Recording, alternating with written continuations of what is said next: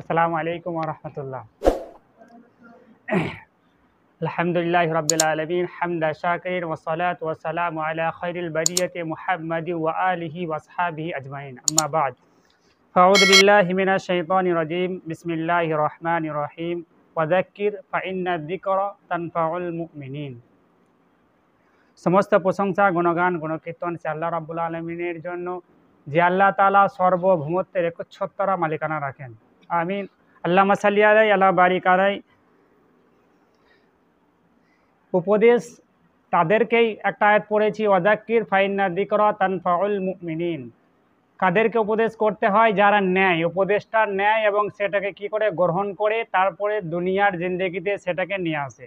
উপদেশ এই নয় আমি শুনলাম মোটিভেট, এখন বলে থাকে কি মোটিভেট করো আমাদেরকে, মোটিভেট, এত মোটিভেট হয়ে যায় যে মোটিভেটটা করে সেও তার মোটিভেটটা শুনতে লাগে।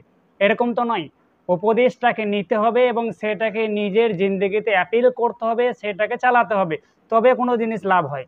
আর তাছাড়া শুনলাম, আমি শুনে নিলাম, বলে দিল, যত মোটিভেট আছে যত যা আছে কেউ কোনোদিন চেঞ্জ করতে পারবে না। হ্যাঁ, কথা কি যে মানুষকে শুনতে হবে, শোনার পরে সেটাকে জিন্দেগিতে অ্যাপিল করতে হবে তার। আর এই যে অনুষ্ঠান বা এইগুলো কি মানুষের কি হয় উদ্বেগ একটা, যে হ্যাঁ এটা জিনিসে একটা ভালোবাসা মহাব্বত বাড়ে। কেমনভাবে? পড়াশোনাতে, সেটা যেমনইভাবে হোক না কেন, সেটা তার মহাব্বত বেড়ে যায় সেই কাজটাতে। যেমন পড়াশোনার ক্ষেত্রে ছোট ছোট অনুষ্ঠান, ছোট ছোট এগুলোতে কি হয়, মহাব্বত আসে, পড়াশোনা করতে ভালো লাগে, এনার্জি বাড়ে, এইসব জিনিসগুলো ওই জন্যই করা। এবার কি সব আমাদের ক্ষেত্রে কি করা এখানে হয় না, আমাদের মাদ্রাসাগুলোতে হতো। আমাদের মাদ্রাসাগুলোতে বাঙ্গালে কি হয় যে প্রত্যেক আঞ্জুমান, অর্থাৎ বুধবার আঞ্জুমান হয়, বৃহস্পতিবার ঈদ হয়, শুক্রবারের দিনে বাসি ঈদ হয়ে যায়। কিন্তু আমাদের ওইগুলোতে কি হয়, মানুষের বৃহস্পতি শুক্র আসলে আরও টেনশন বেড়ে যেত। কি হতো, এইসব ছোট ছোট অনুষ্ঠান হতো, সেখানে পুরস্কার বিতরণ হতো, কনভারসেশন হতো।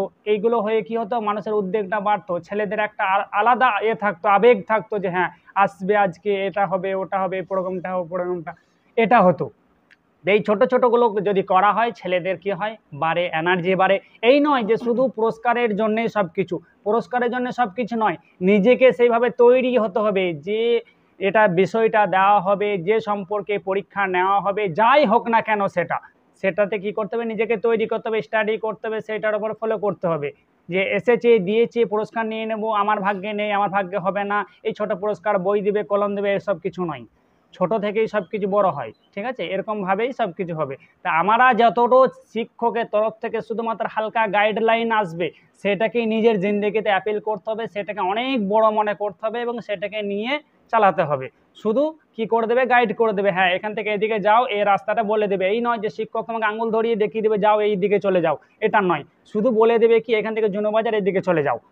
আর একটা জিনিস কি, এটা একটা রাস্তা দেওয়া, আর একটা রাস্তা যে চলো তোমাকে আঙুল ধরিয়ে আমি বাসে চাপিয়ে দিয়ে আসি জুনোবাজার বাস স্ট্যান্ডে, এটা একটা দিক। তা শিক্ষকের কাজটা কি, শুধু গাইডনেস, যে বলে দিবে এটাকেও এত, ঠিক আছে, এটাকে নিজের জিন্দেগিতে নিয়ে আসতে হবে। তারপরে যদি কোনো বাধা বিঘ্ন আসে সেটা আবার জিজ্ঞাসা করতে হবে যে এটা ওই, ঠিক আছে। তো এই মজলিসগুলো কিসের জন্য, তোমাদেরকে উৎসাহিত করার জন্য, তোমরা যাতে করে জিন্দেগিতে আরো বড় বড় যে অনুষ্ঠানগুলো হবে সেগুলোতে বাড়ার জন্য, ঠিক আছে।